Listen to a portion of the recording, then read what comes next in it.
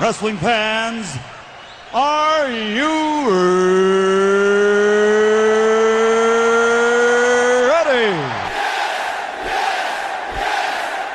For the thousands in attendance and the millions watching around the world, let's get ready to rumble!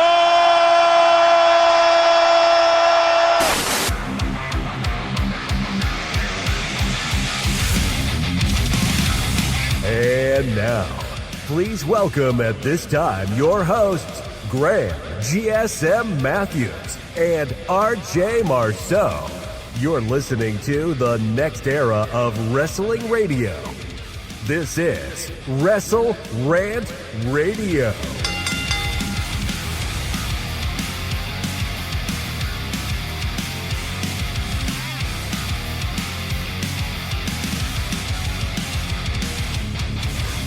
Back here on WrestleRant Radio for March 20th, 2025 with Mr. Marceau. It's actually March 19th as we speak right now, the first time that we're not going live in a few weeks. Just worked better to be recording on a Wednesday this week, but we do have Mr. Marceau joining us.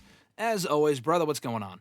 I'm doing good. How are you? I am doing well, sitting here wearing my Austin 316 shirt, and I have a bone to pick with Mr. Texas Rattlesnake himself. It was obviously Austin 316 day the other day. Did you swig a soda, swig a beer for the working man? I did. I had a few Coca-Colas for the working man. So. Well, what's your beer of choice, by the way? Your alcohol of choice?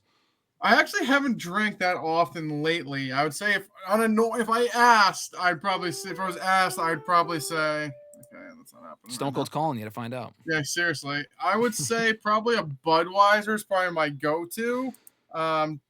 Depending on the day. I mean, if I'm feeling a little light, I go with a nice Coors Light. But I'd probably say Budweiser is my preferred beer of choice. Or Steve Weiser, as they call it. Correct. I prefer a Coca-Cola on the rocks, but, that's just me. But listen, always a big Stone Cold fan. I was looking up the WWE World prices the other day. They announced on Austin 316 Day, he's going to be Mania weekend because he's from the Vegas area, or at least he lives there now. And he's going to be WWE World. And listen, we've all paid egregious prices to me, X, Y, Z. I've done it. You've done it. We've all done it. The autograph that I wanted to have him sign the IC title belt, because I've talked before, like, oh, he's one of the few people I'll probably never have sign it, but he's going to be at Mania. That's awesome.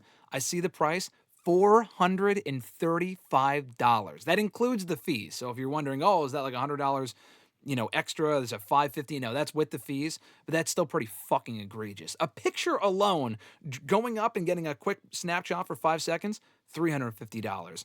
A standard 8x10 autograph on like a Funko or like an 8x10, $350. On a belt or a chair or a ticket or something, $450 fucking dollars. And yes, listen, I know we said before we hit live here, that's egregious, blah, blah, blah.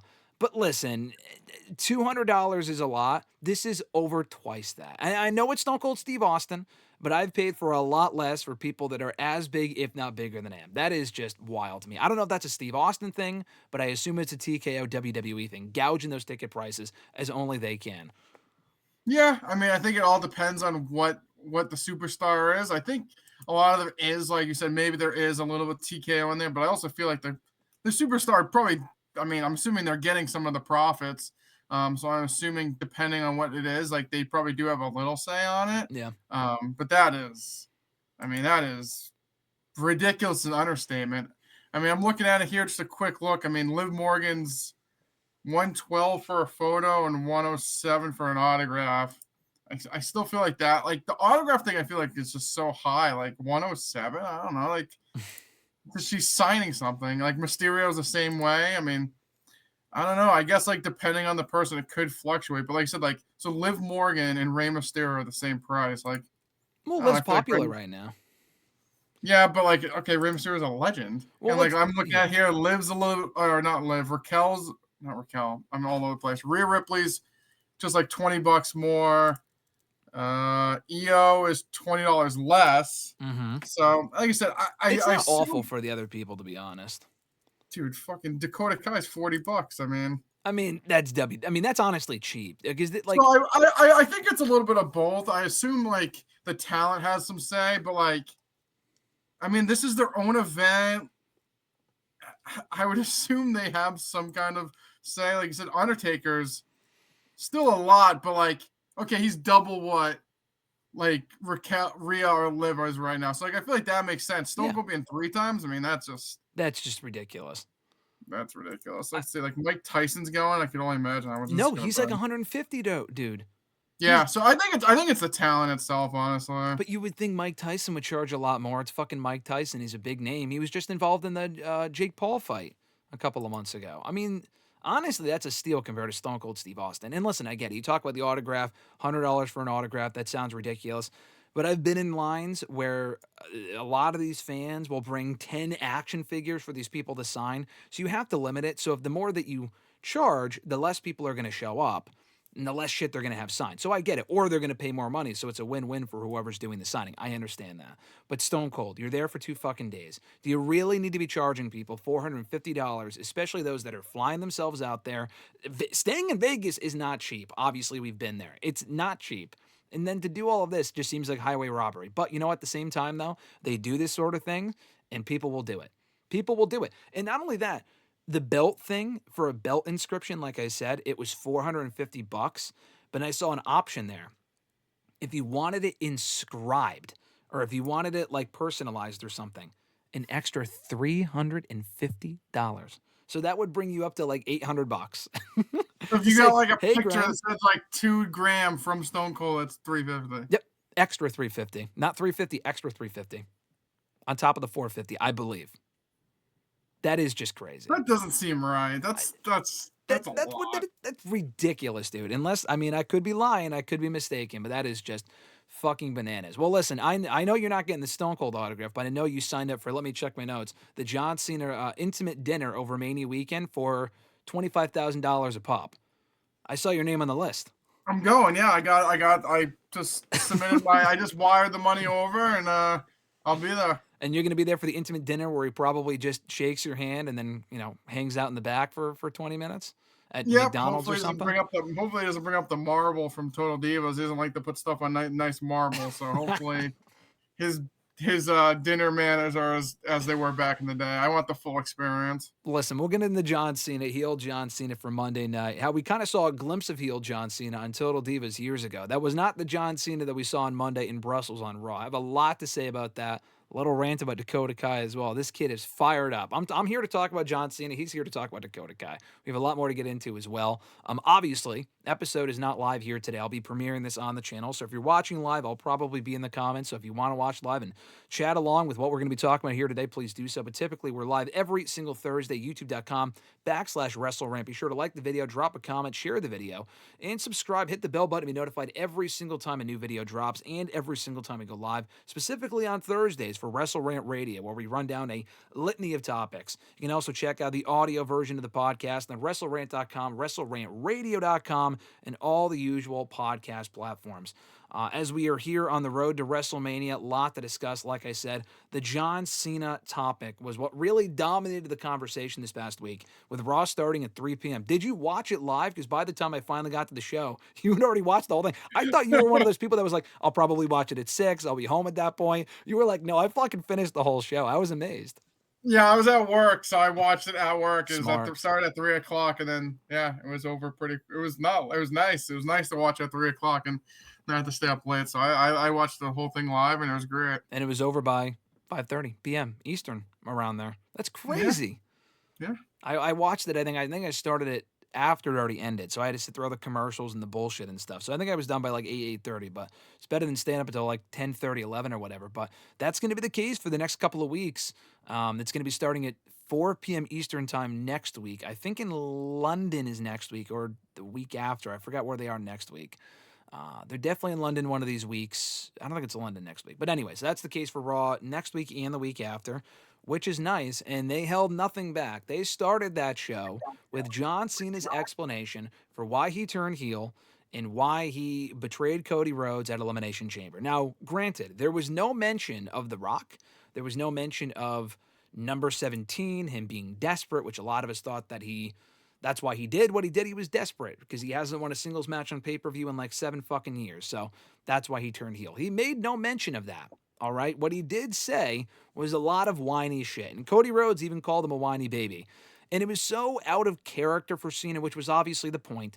To hear him even shit on the fans was cathartic and it was cool to see. It was refreshing because we haven't seen that side of Cena probably ever in WWE, even when he was last the heel over 20 years ago.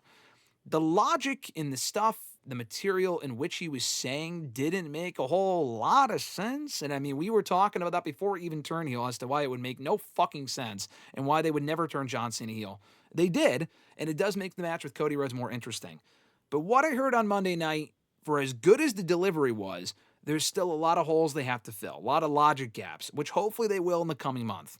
But before I go any further, Mr. Marceau, what were your overall impressions, first impressions of heel John Cena promo on Monday night?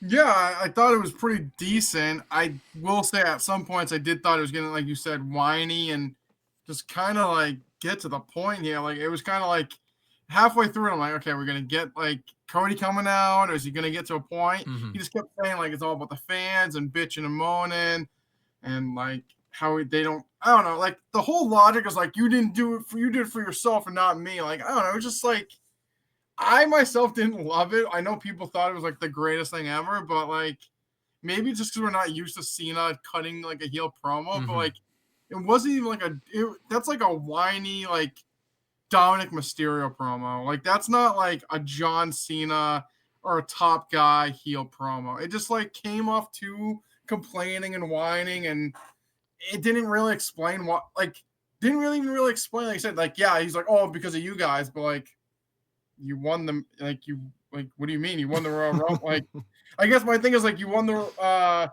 Elimination Chamber. So what does that have to do with the fans? Like, why do you have to turn heel? I guess that's my thing. Like, he didn't explain like why he sold out or why he just like all the fans just take everything from me and they don't give me credit. They don't care how I'm doing. Da da da. I'm like, I guess I don't. I feel like that's like a stretch just to begin with. And I was happy Cody came out. Cody's part was short and sweet where it needed to be, and Cena stood there like an idiot, and then it moved on. So I mean, I hope they can explain this better because I was not overly impressed with what happened on Raw. Yeah, I thought it was good. I thought it was very good, but I can't say that I was among the majority of people that just lap up everything WWE gives you and says, this is the greatest thing ever. I had my own, I was buried for it online yesterday, but for him saying, I'm not a babyface, I'm not a heel, I'm a human being. And yes, it is different than Roman Reigns saying, I'm not a good guy, I'm not a bad guy, I'm the guy. Yeah, it is different because you're not using wrestling insider terms. I didn't lose sleep over it. It really isn't that big of a deal. I'm just saying I wouldn't necessarily prefer that he use that sort of stuff in on-air promos. That goes for both companies. I just wanted to be fair because I know AEW has done that sort of shit too, and it's fucking cringy. I think it's cringy when WWE does it. They were promoting the Cena heel promo on Raw going into Raw on Monday night with Triple H's quote from the press conference about how is John Cena going to do as a heel. That was fucking weird. Again, doesn't upset me, but it is strange. That's a small nitpick. I thought overall it was good. Cody Rhodes not getting more of an exchange between the two. I was waiting for that John Cena fine speech, for him to go, fine speech, Cody, and then he goes on to bury him or something. We didn't get that. But again, like I said, we have a month to go till Mania, so they can always get back to that in the coming weeks. But to your point, though, the whining and the complaining, what he said made sense. Where he was like, for 25 years, you guys have shit on me. You never asked how I felt. I'm breaking up with you. That was kind of weird. But like, it made sense with him being like, you never gave a shit how I felt. I won for 25 years and you still booed me. Love it. Why did he turn heel now, though? That's my point. Like, he's at a point now where everyone loves him. He did not say, you booed me for 25 years, and then when I announced him when I was leaving, then you started to cheer me. That's also not true. They were cheering him even before that point, though. So that's not even necessarily even fucking true. So I guess that's my other question, and we've asked this before, but I'll ask you again. Why now, Mr. Marceau? Did he answer that on Monday, or am I just missing something? No, he didn't answer on Monday. Like you said, I guess like there is like, but like it's like 50-50 though. It's like half the people like him, half the people hate him. That's why he always had like the "Let's go Cena, Cena sucks" chant. Yeah, obviously it might have been like 30-70 at some points of people not liking him. But I mean, I don't think it really was explained at all on Raw. Like you said, why now he turned heel? I honestly think it's going to be a quick thing. And then after WrestleMania, he's going to go back babyface. You mentioned it on Twitter.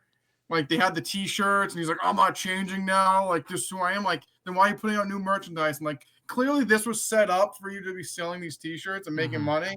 I mean, I guess as a heel, you could do it as well, but I just see this as like a stopgap thing, because I don't think we talked about when we had Jamie on. I don't think this was the plan all along. Mm-mm. I think this is the classic Rock pivot, and they're just like Cena's going to turn heel, because when he did on Raw was like you said, explained but didn't tell us why he did it now. Like why did he turn heel 10 years ago when he was like actually teasing becoming a heel? Mm-hmm. Like it's just I don't think that was the plan. That's why I think the promo was decent, but didn't really give us the reason, because they still like it wasn't the plan to begin with, and that's why they have the shirts coming out. Like they announced the shirts for Glasgow next week. The week after that, they'll probably have new ones for London, and then Chicago, and whatever the next couple cities coming up. I'm looking, it'll be in there in London, Mm-hmm. Minneapolis, Sacramento. Like they'll come out with shirts every week. Cena, and it's because I don't think at the end of the day this was what was supposed to happen. We got the classic Rock pivot, and now Cena's heel, but I don't see this being a long-term thing. I mean, again, I can't emphasize enough. I will take this, for as messy as it is, I will take this over the alternative of John Cena not turning heel and it being a babyface versus babyface feud, or turning Cody instead. That would have been the worst possible option. That would have been fucking ridiculous to do that at this point. For everyone complaining, oh, I want Cody as a heel, it just doesn't make sense to do right now. You are in the far minority, because if you listen to those reactions, the general public does not want Cody to turn heel. They did not want Cena to turn heel now either. I mean, it's more interesting because he hasn't been a heel in 20 years, and it's something so different for him. But I guess that leads into my next point that you also mentioned. The big question going into Monday wasn't just why he did what he did. What would heel Cena look like? What would heel Cena come out to? He came out to the same fucking song in the same fucking attire, looking like a goof. He looks like a goof anyway, but he looks even more like a goof with the fucking baseball cap and the jorts and like looking like a fifth grader as a heel, and he's out there whining. Again, I'm not saying anyone is wrong. I'm just saying my own personal preference here. I don't think that this was the plan, like you said, Mr. Marceau. I completely agree with that, because people are saying, brilliant. He's not going to change his music. He's not going to change his attire. This is brilliant, because they want you to hate this version of Cena. I said, that doesn't make any fucking sense. I appreciate the explanation that he acknowledged it, but what I don't like is exactly what you said. He said, he basically just said, fuck you for wearing my shirt. But then you're still going to sell the shirt. He's still wearing the fucking shirt. He's still wearing the goofy ass shirt. He still wants you to buy the shirt. WWE is like, hey, he fucking hates you, but go buy his shirt. And I was talking with Alexis, and she was like, well, they could just sell a heel shirt. No, they don't have to sell any shirt, but they want to, because it's all about the money. And the whole farewell tour is about the money and making money off of merch. That's what Cena's been for the last 20 fucking years. At the very least, why not have him go out there and be like, I'm doing it for the money. Give me your money. Buy my shirt. It's always been about the money. Or at least it is now, because I'm Hollywood. He didn't even fucking say that. He was, again, he looked at that kid and said, fuck you for wearing my shirt, but go wear my shirt and support me anyway. Like, that just doesn't make sense if he's breaking up with us. Yeah, like I said, I don't think this was the plan. So like they're trying their best to like make him a heel. But like I said, if anything, you could have easily just been like, yeah, go buy my shirt. You guys are the people that support me are peasants and they follow my every will. And like you could explain that. And like I said, he was like, you guys have hustle, loyalty, respect on the shirt. Like I embody it, or like never give up is on your shirt. Like that's something I live by. But like you could have easily done that, as well as saying, I'm like the king and you guys are like my peasants and you follow everything I do. That's why you're gonna buy my t-shirts and all that other shit. But they didn't. They just like, I'm breaking up with you. That kid in the front row is a loser. Da da da da. Like, okay. And like the whining when he was like, oh my goodness, when he did the part, he was like, what about this? What about yeah. What about yeah? Like I literally was like, is this John Cena or like I said, Dominic Mysterio? It was. Those parts to me, the actual whining, were like cringeworthy bad. Yeah, so I mean, I guess that's a couple things. I guess that's the point, because he's a heel, so you're not supposed to like it. But at the same time, is it so bad that it's like cringeworthy? Like, okay, this isn't like I want to boo him, I just want to change the channel type stuff. That's what the category. Like I said, at that point, I'm like, when's Cody coming out or when's his ending? Okay, yeah, I can understand that. That part didn't really necessarily bother me. I just think the general idea is he hasn't been a heel in so long, especially as a main eventer. He's never been a heel. So I think he's trying to find what works for the character. At least I hope. I think they have to tweak it. Like, and he's coming up. He's going to be on Raw next week and the next week after that. So we haven't seen him since Chamber before Monday. But at least he has more opportunities to pivot, the classic Rock word that you mentioned a moment ago, in the moment, in the exchanges with Cody, and be like, okay, this is why I turned heel. This is why I aligned with The Rock. You would never even know The Rock was fucking involved. The name was not mentioned once on Monday. Like, is this guy even coming back at any point? Like, it's just comical to me. Yeah, none of it was mentioned. None of it was mentioned. So no faction. I mean, that's fine. That's just fantasy booking. But I mean, we would have to think that we're going to get more of an explanation. And there is still the chance. And I even said this. I wasn't expecting a new theme on Monday. I like to play negative and be like, okay, have no expectations. So if we get something cool, then awesome. If not, then it's exactly what I expected. We could still get a different presentation of Cena. Jamie had mentioned this to me on Twitter. He's thinking it's a small, it's a gradual metamorphosis of Cena, small evolution, maybe either at Mania or afterward, we get a new look and a new theme. Do you think that's a chance, or are you fully in the camp of he's turning babyface by Mania again? I think after Mania, he's turning back babyface. I think he'll lose to Cody and he'll be back. He'll just endorse Cody and go back face. I fucking hate it. I really do. It's like, I don't want to say it's a waste, but it's kind of a waste. Like, we waited so long for this heel Cena, and the promo I like the promo overall, like I said, but if you're not going to go all in with it, then it's just a waste of time. Like, again, I'd rather have it be this way than just Cena being a babyface for the whole feud, which would have been fucking boring. But you know what made me think that you're right, though? That one line from Cody on Monday, and you probably noticed the same thing where he goes, I don't want this John Cena.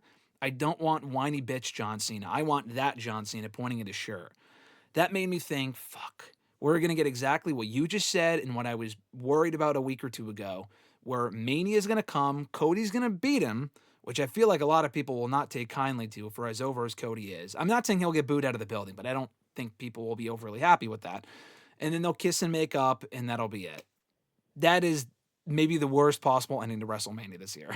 That is not interesting at all. It's not interesting, but I mean, I think that's what's gonna happen. I have to be the GSM now. Yeah. That's what's gonna happen. So I'm just. Yep.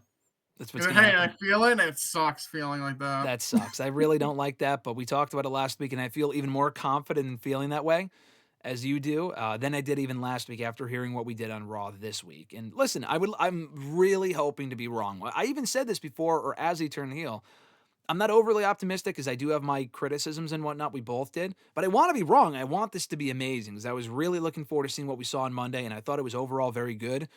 The crowd made that whole thing. I thought that was excellent. We'll see what he brings in the coming exchanges with Cody this coming week and the week after. We still have a month to go, so like I said, I'll still give it some room to breathe and not completely shit on it or praise it all in one sitting here. We still have plenty of time to go until WrestleMania. But on that John Cena note, one more thing on Cena before we move on here to the aforementioned Dakota Kai rant that I want to hear from you, Mr. Marceau. It was announced last Friday after we recorded on Thursday.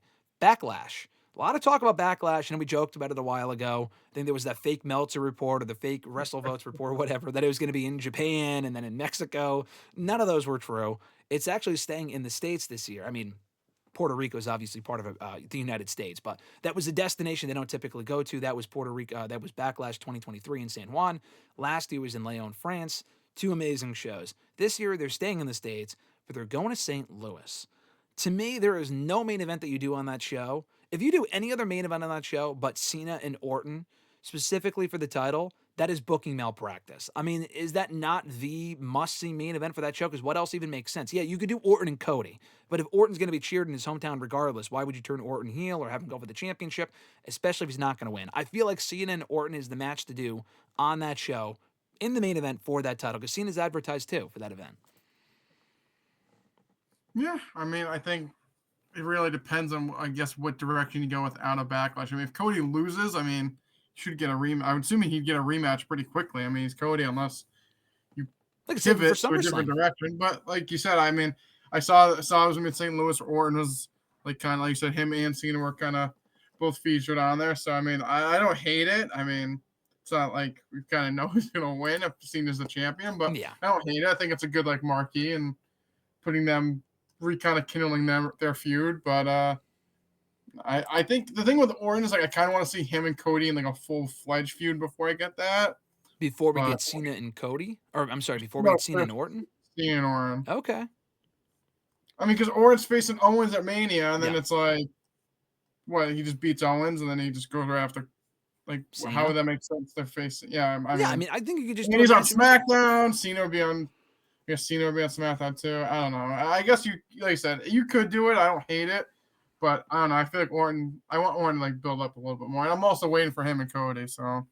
Well, I think you could beat Owens at Mania, goes after Cena at Backlash. You could continue Owens and Orton. I mean, the feud so far has been fine. It kind of depends what happens in Mania. I think Orton wins at Mania. I don't think Owens wins at Mania. I think Owens won Elimination Chamber because he's losing at WrestleMania.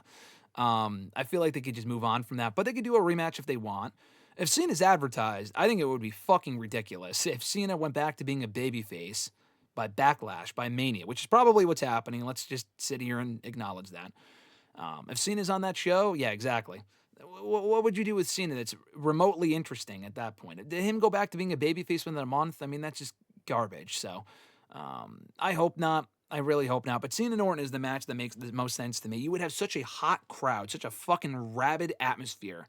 Anti-Cena, like think One Night Stand 06, think Money in the Bank 2011. Like that is how hot that crowd would be for Orton and how much they would fucking hate John Cena. We know Orton's not winning the belt from Cena, but I think you could do that match and Orton loses. And maybe that adds more fuel to the fire for him turning heel down the road. And then we get the Cody Orton match. I want Cody and Orton really bad. I want that as a full-fledged feud that screams SummerSlam to me, and it always has. Mania too, but we're not getting into Mania, obviously. At least not this year. But SummerSlam, that could be the match this year, unless Cody and Cena run it back and, Cena wins at Mania, which I'm not confident that he is at this point, but we'll see.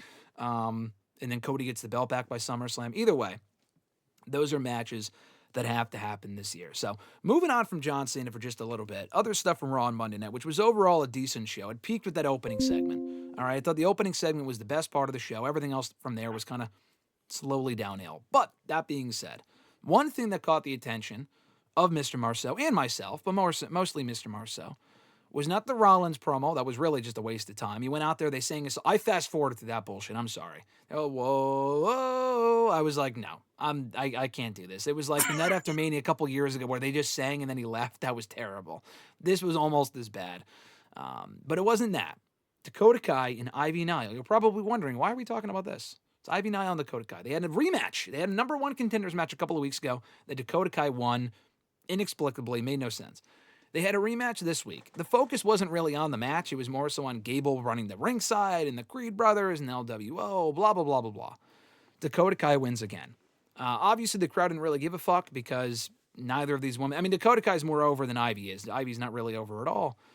What is going on here? And what is this delusion, Mr. Marceau, with people thinking that what WWE is doing with these women, and specifically in the Intercontinental title scene, makes sense? Because it clearly does not.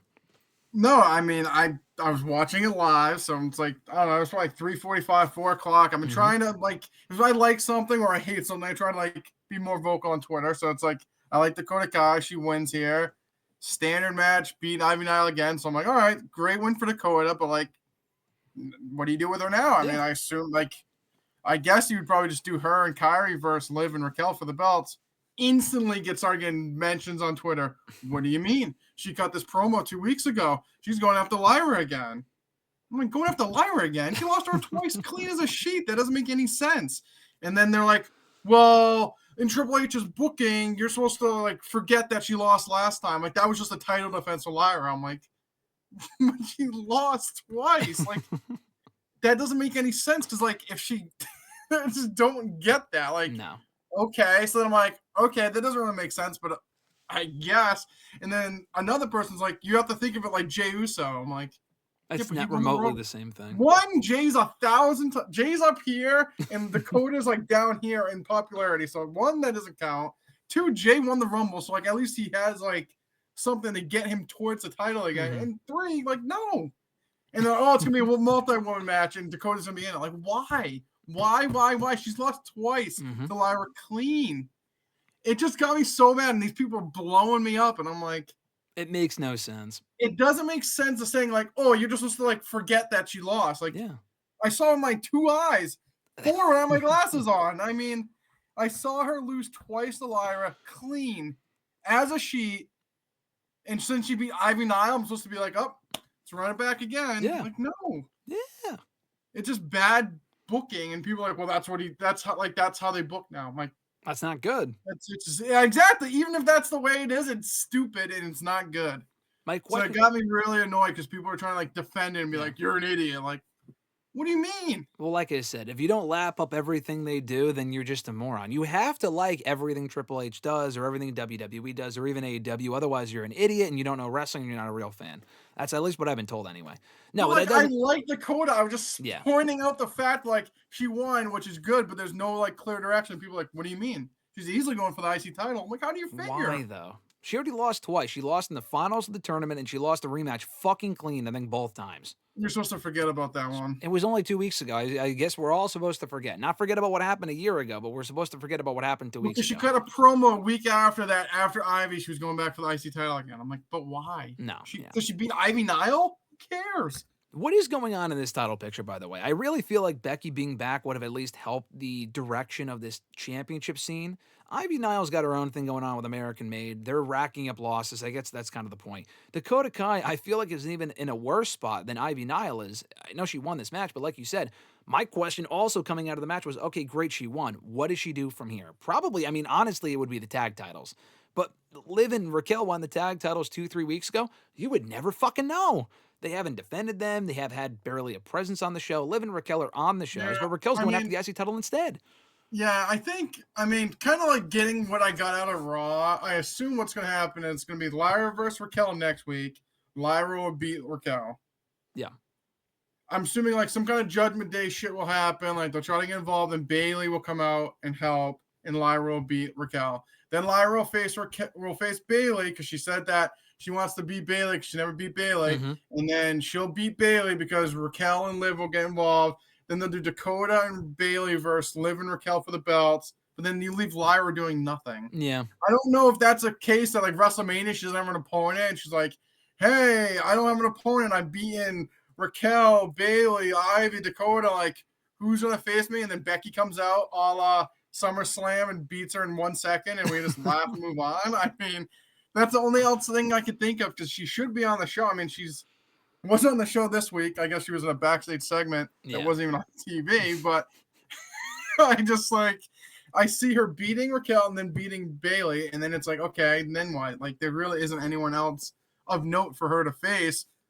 Like I said, besides Becky, unless you did like, hey, I don't have a match. Who's going to face me? And then Becky face her. But besides that, like people keep saying a multi-woman match, but I think those other women that we just mentioned are in different matches. Yeah. Because that's kind of like the breadcrumbs lead me that way. No, I completely agree with that. I didn't even really think about maybe Bayley and Dakota teaming up or the whole damage control thing. I actually love that idea, and I feel like it would make sense to revisit that or at least tell that story because they're all on the same show now. Is Io, Dakota, all of damage control and Bayley. I like that.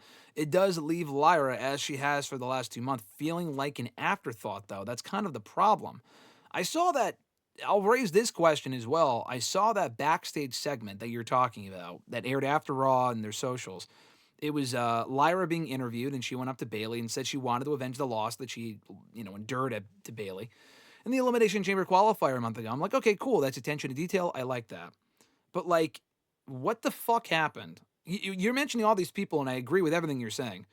What the fuck happened to Bayley and Roxanne Perez? Is Roxanne not on the main roster? I'm so confused. I thought that was the whole thing that we were doing. I never anticipated. People were like, oh, yeah, it should happen at Mania. Brother, it was never happening at Mania. We'd be lucky if we're getting Jade and Naomi at WrestleMania. Stand and deliver. I even said stand and deliver because Roxanne, it's not random either because Roxanne is still technically in NXT. She was on NXT last week, lost to Jordan Grace. She's still technically on NXT. It's like Braun Breaker last year. Braun Breaker was on the main roster, but he was also pulling double duty. He was one half of the fucking NXT Tag Team Champions. I think Roxanne's in a similar spot. Stand and Deliver needs the storyline support because they did all their big matches a week ago. Kind of scared as to what that Stand and Deliver card looks like, although they put the pieces in place last night on NXT. Let me ask you this. What the fuck happened to Bayley and Roxanne Perez? Am I just misremembering? Like, what happened with that? What do you think is going to happen? No, I don't know. Since Elimination Chamber, I don't even think we've seen Roxanne on TV. So, no, I don't think so, yeah. You did a good point there. Like, she kind of feels like this year's Braun Breaker, like, was on the main roster, then back to NXT, was on the main roster, then now we haven't seen her in a little bit. I mean, I think, like you said, maybe do her and Bayley at Stand and Deliver. I think is a marquee something to add to the card. But besides that, I haven't seen her on Raw, so I don't anticipate her being around.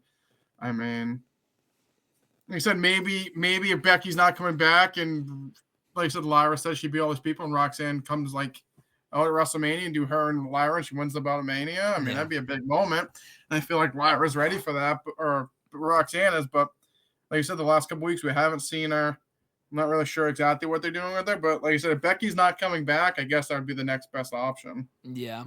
Keeping on the women's division notes here as we kind of delve into the women's wrestling scene here.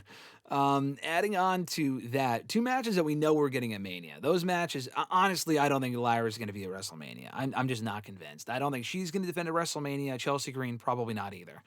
But we know that we're getting a Women's World Championship match in Mania, obviously. And we're getting a WWE Women's Championship match in Mania, obviously. Now, the 3-way at Mania, they're promoting it as Io and Bianca. Obviously, Rhea will get involved. Mr. Marceau already shaking his head. On Monday night... This segment on Raw might have been one of the worst segments I've ever seen in my life. Wow, okay. So they were doing a contract signing with Io and Bianca. Rhea comes out, all upset that she's not involved, even though she lost the championship. Now, let me say this. She cut, and I think I may have mentioned this on hashtag, I forgot where I talked about this, but when Rhea lost the belt 2 weeks ago, they did this amazing promo with her. She cut this amazing promo on .com, on their socials and whatever. Just look it up. Backstage, it was like a 5-minute promo, I think, where she talked about losing the belt. She lost all of her friends. Basically, Liv Morgan won the revenge tour because she lost her entire group. All of her friends are gone. She lost her belt, and she was like on the brink of insanity. And then she comes out this week. We talk about Cena being whiny. He's a heel, so it kind of makes sense. Rhea was whiny as fuck. She was out there attacking both women, which, whatever, kind of playing off what happened last week. But then she signs her name to the contract and thinks that it adds her into the match. And thankfully, Adam Pearce is not enough of an idiot to say, oh, yeah, you're in the match now because you signed the contract. People legit thought that on Twitter. I'm like, please no. Like, they will add her to the match, but let it not be because of that. That's like when Cena came back a couple of years ago, and that's how we faced Roman Reigns at SummerSlam that one time. Balor was supposed to get the shot, and Balor got attacked by Corbin, so Cena slid into the ring, signed the contract instead. I guess that's how contracts work. If you sign it before someone else, that's how they work, which is fucking ridiculous. So Rhea did not come across great here, and I'm looking forward to the match, but this is messy. Give me your thoughts. Yeah, no, I completely agree. I think, like they said, her promo alone was very whiny again. They did the same kind of thing, like Bianca and Rhea are like arguing. They kind of shoo off Io, and then Io whatever, and then she power bombs Io on Bianca. It's supposed to go through the table. Table doesn't break, so that looked bad to begin with. Then she just picks up the contract and just signs her name and walks out with it. And people are like, oh my God, she's in the match. Yay. Like, that's not how it works. The contract's written. It's like if I was facing Graham in a match, someone else can just write their name and be like, oh, they're in it now. Like, yeah. It's a legally binding thing. Like, yeah. But people like lapped it up. Like, this is a great idea. I'm like, this is so dumb. Like, I understand. And the best is, I feel like there's some people that comments are like, they don't want Rhea involved because I feel like she's always involved in the title picture. But like, obviously she's getting involved here. I mean, I'd be very surprised if not. But like, it doesn't make any sense. One, there's no reason to add her to begin with. She lost clean to Io. Yep. She lost clean to Io. So there you go. She has no. Bianca won the champion to face the winner. Okay, so Rhea was champion. She faced her. Rhea has no bearing, besides attacking them, has no reason to be out of this match. Mm-hmm. She'll get out of the match, and her and Bianca, probably one of them will win, because I don't think Io's going to retain.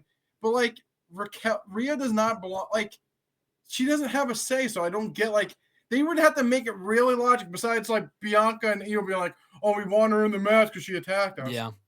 Then why didn't any other person just come out and beat the shit out of them? Like, yep. Raquel should have just came out and beat him up. She would have gotten out of the match. Like, there's no actual reason. Like, Rhea doesn't have an actual gripe to be in the match, and just her signing the title. Like, she lost the title match. The person she won, so then Io's champion, and then Bianca won the opportunity. So it's 1-1.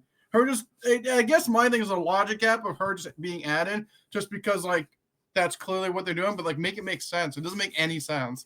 Yeah, I have no idea where they go from here, because Adam Pearce even clearly said, thank God, he was like, if you sign your name to the contract, that does not mean that you're in the match. So then how do they add her to the match? oh, it's probably going to be what you said. Bianca and Io are like, well, I'm very upset that she attacked us, so I want her involved in the match. I mean, come on. She's got to do something to earn an opportunity. I know they did the automatic rematches, which they haven't done in a while, and they could even make that case, but they didn't say that on Monday. That was lazy. I didn't like that at all. I mean, this was a very short segment, so I guess they kept it on the shorter side, which was nice. And I will say, despite everything that we saw here with Rhea Ripley coming off as unlikable as possible, I still think they should turn Bianca heel. I mean, not even just with what she was wearing, but just kind of how she acts as well. Any one of these women should go heel, because we're also having a triple threat with the men as well, where all three guys are technically babyface. You can't have two triple threats where everyone's a babyface. That's weird. I don't think we get the turn here, but I do think Bianca should win at Mania. I think she will, and I think she should go heel. Are you confident? I mean, I know we did a whole segment a couple of weeks ago. Bianca's not going heel anytime soon. I still don't think that she definitely will. I'm thinking that she should, though. I feel like she, even more than Rhea, who was already a heel 6 months ago, would benefit from the turn more than anyone else in this match.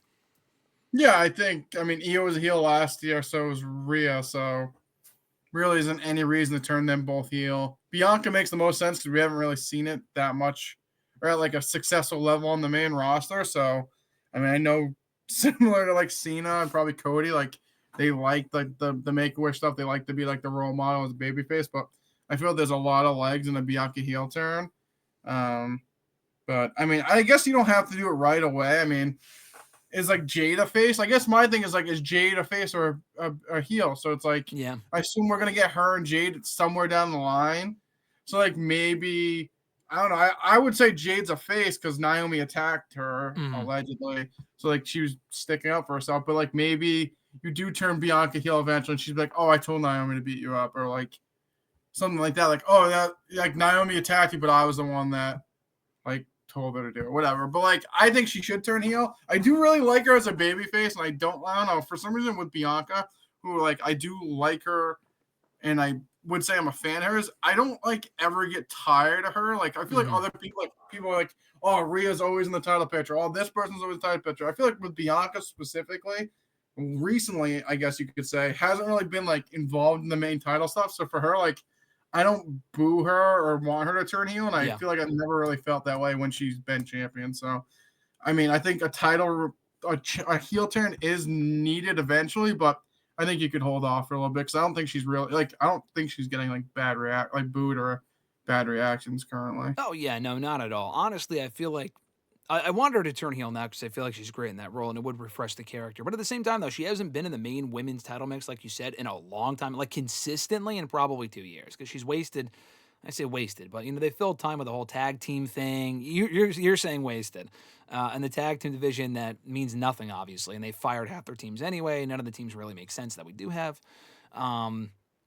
So, yeah, I mean, I feel like she can get away with being a babyface for longer. I think Cody Rhodes even longer than that, but Bianca especially can stay a face for a little bit longer. I would like to see her go heel, but I still think she wins at WrestleMania. I mean, we'll get to our predictions as the show gets closer. But do you anticipate right now Bianca walking out champion? I mean, it's all up in the air, though. We could see Io retain in like a shocking fashion type thing. Yeah, I think that if I had to rank them, I'd say Bianca wins, Io retains, and Rhea wins. So yeah, I would say I think Rhea winning is probably my least likely. It's probably the one I least want to see happen too. Me too. So, but I think Bianca winning would be great. Yeah, I mean, also you could do. I mean, realistically, if Io retains, you could also like do Raquel or Rhea and Bianca 1-on-1. Good. I mean, I think that's a Mania match or a SummerSlam match, so it'd be dumb to burn it somewhere else. But I mean, unless it's Evolution 2. Talked about that last week. Evolution 2 main event. I'll be there front row with my Ben and Jerry's in Mohegan Sun in Connecticut. My Ben and Jerry's and my Johnny Rockets. Hey, Johnny Rockets milkshake on point. Not a milkshake guy, but I just like Johnny Rockets for the food. It's basic food, but I mean, I like it. I don't know. Got that 50s feel. But the milkshakes are good from what I've heard. Alexis loves the milkshakes. My sister does too at Johnny Rockets. Now I want to go to Johnny Rockets. But on the subject of the women's title matches, I mentioned this one a moment ago. Another official match for WrestleMania. Charlotte Flair and Tiffany Stratton. All right. Official for Mania. It has been since like Royal Rumble when Charlotte made her choice shortly thereafter. I will give WWE credit. They tried to heat up the feud with what they did on SmackDown last week with that brawl that they did. I thought it was well done. It was like Botchamania, Charlotte, or Tiffany did a dive or whatever, and she completely fucking missed Charlotte. That was funny. Didn't matter, though, because the crowd ate that shit up. They didn't give a fuck. Where are you in terms of investment and excitement level from like 1 to 10 for Charlotte, Tiffany? And what do you think they can do to make this match more appealing come WrestleMania, aside from the match itself being good? Yeah, I mean, I think what they did on Friday, I mean, like I said, the Barcelona crowd, like, laughed that shit up. I mean, they could have just had a golf tournament and people would have went nuts. So, I mean, I think that obviously helped heat it up. I think the problem is I have a hard time investing because I know Charlotte's going to win at the end, and it's just getting me mad just thinking about it. Yeah. I just don't really know what else you could do to really heat it up to, like, I mean, they really haven't had like a back and forth promo segment, but like, I don't know. I feel like if like Charlotte like trash Tiffany was basically like you're like a fucking Temu version of me, or like you're a low rent version of me, or you're trying to be like, I feel like that could probably heat it up a little bit. But besides that, like I said, I'm so afraid of Charlotte winning because I don't want her to, but it's definitely happening now. I just don't. I'm not invested really. Well, I mean, at the same time, I think going off of what you just mentioned there a moment ago, I think they can make it more real because I don't know if you saw, but these two were going at it on Twitter last week. Like, I think Charlotte said, "You look like a mini me," and then Tiffany was like, "Oh, you want to talk about looks?" Like question mark, which was fucking funny. And they were just going back and forth. Like, give me that shit, like the catty back and forth shit talk on TV. None of this like Charlotte's promos on TV. She has been here for a decade, dude. Her promos are fucking awful, but I think you can make them better, and her delivery isn't much better. And she has moments where they can be good, but I feel like if you can incorporate some realism, because everything she says just sounds phony and scripted. Charlotte's or Tiffany's promos are better, but she's still trying to kind of find her footing as a face. I feel like you can make this feud more interesting by kind of leaning in more into the realism. I know you're looking forward to Jey Uso and Gunther, but I feel like this is another feud that they could attempt to heat up. I feel like what they've done has been fine. To your point last week, what more can you ask for? I agree with that. But what we've seen so far has been very basic. You attack me, I attack you. I like the whole doubting thing. That doesn't bother me. People are really annoyed by that. That is the story. So that's the story you fucking tell. But like Jey Uso going back and forth, I'm sorry, with 8 Down Under, who cares? Gunther going back and forth with Alpha Academy, who gives a shit? Austin Theory lost in fucking 30 seconds on Monday, which honestly, thank you for saving me the time. But like, they got to do something about this feud too. Give me more like promos, like the matches, like Jey Uso's teaming with a mystery partner against these two next week. Who cares? Who gives a fuck? Aside from Mr. Marceau raising his hand, I need your 2 cents on this. Yeah, I mean, I think they need to do something more. Like I said, not that scary. It's just they need like you're facing job teams, so how can you really get too invested? I mean, not like. Neither guy's like great on the mic, realistically, so it's not like you're gonna get back and forth like one-liners. But like you said, I feel like Gunther kind of like he alluded to something about Jimmy before he went out and faced Theory. Like I wish like he kind of like maybe next week we'll get like I said, we need more serious Jay. Like he just keeps saying like people are down with me, which I get that's the story, but like you need to give us like give me something, give me a little bit more to like sink my teeth into besides Yeet and people are down with me. But yeah, I came out here quickly. I mean, this was like were they running out of time? He ran to the ring, and Theory was in the ring after commercial, 30 seconds done. I mean, realistically, besides Cena and Orton at Backlash, just do Cena versus Theory and see if you can beat him quicker than Jey beat him. I mean, at this point, might as well just go the full burial mode. Tell him that he's a piece of shit again and just beat him like he did at WrestleMania. So they do need to heat it up. I just feel like both guys aren't great on the mic. So like I said, I need more serious Jay. I know he is serious, but like give me more interpersonal. I agree. Theory's cooked, bro. Theory is cooked. They gotta, I don't know. I'm not saying let him go, but they gotta do something. It was bad. I laughed. I'm like, what the fuck?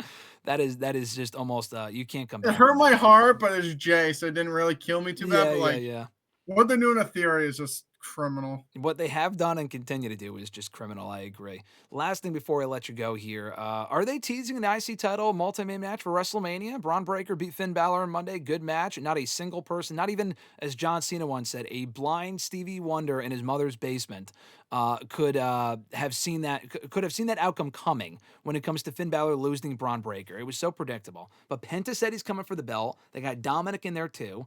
I'd prefer Breakker and Penta one-on-one, but it looks like we're getting a multi-man match. Like you said before, what the fuck has Balor done to deserve another shot like Dakota Kai?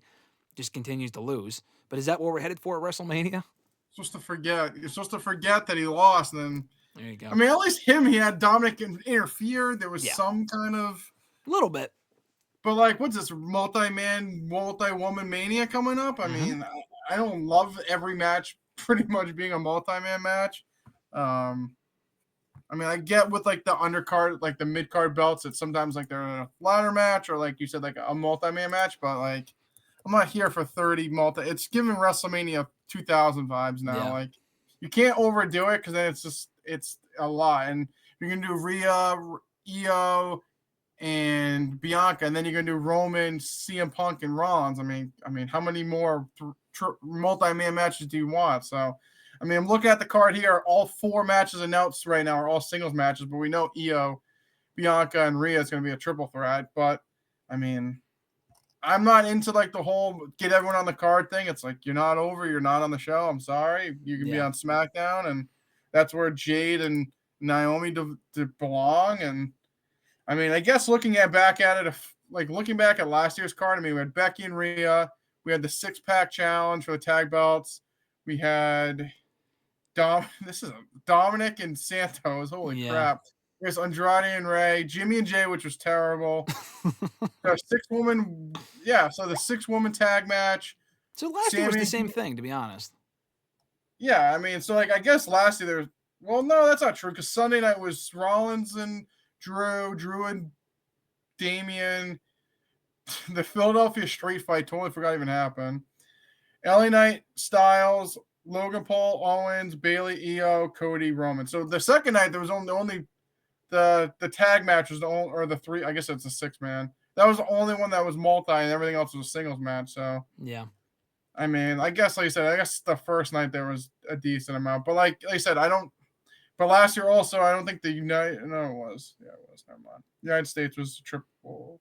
No, it was Orton and Owens. I forgot about that. Yeah, it was a triple. Logan Paul. Okay. Yeah. And what about IC title? It was 1-on-1 with Sam Gunther. Yeah, I mean, bigger card, more multi-man matches. I mean, I kind of get it, and we do have a fair amount of like singles matches too. To be fair. Yeah, it's true. I don't know. I just, like I said, I like the bigger matches just being a 1-on-1. I don't think you need.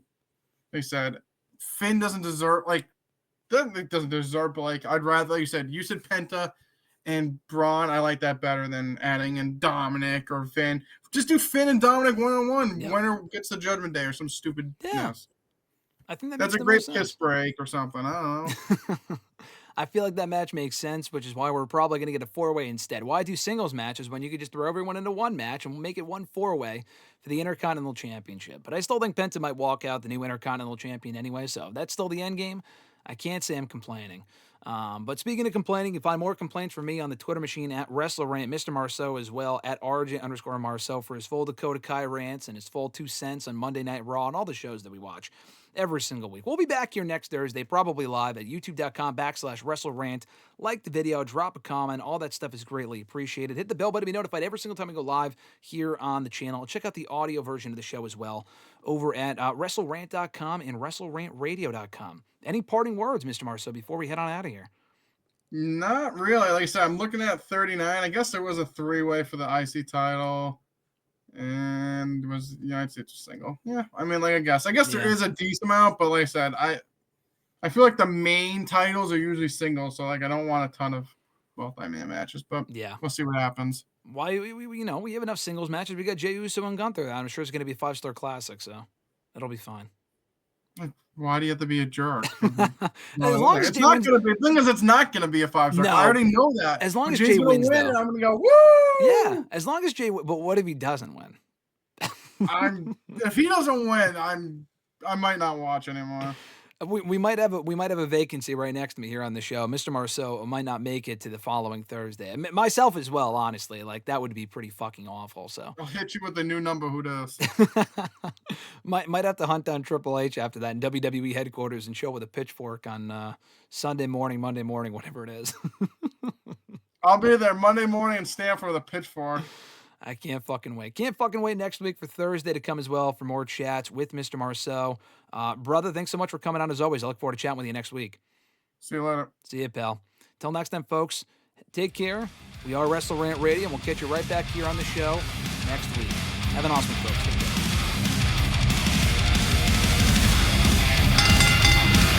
Join Graham, GSM Matthews, and RJ Marceau every Thursday as they run down their weekly wrestling rants, offer expert analysis, host exclusive interviews, and more. Subscribe today on all your favorite podcast platforms and never miss an episode of WrestleRant Radio.